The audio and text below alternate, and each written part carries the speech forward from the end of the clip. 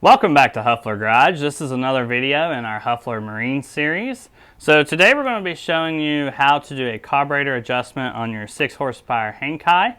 So the reason you have to do this, and this is a very common occurrence that we have, is as you're riding, I believe the vibrations make the adjustment go out of whack, and it's a very simple fix.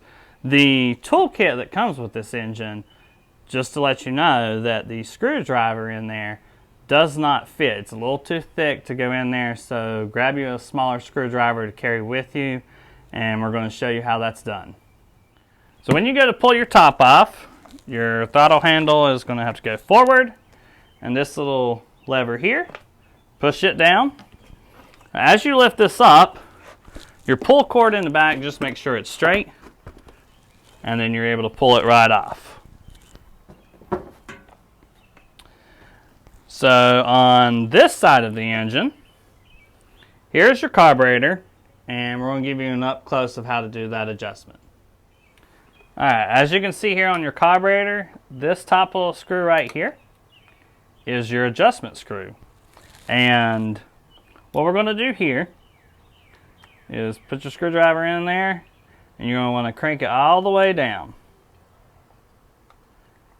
Do not over tighten this, you just kind of want it hand tight, and then watch your placement of your screwdriver, and you're going to turn 1 1/4 back out. So there's a half, there's another half, that makes 1 full round, and then we're going to go horizontal with that, and that makes 1 1/4. So once that adjustment is set, that is the standard adjustment for this thing. Obviously that might change a little bit with cold weather depending on if you're running it in the snow like we have in the past.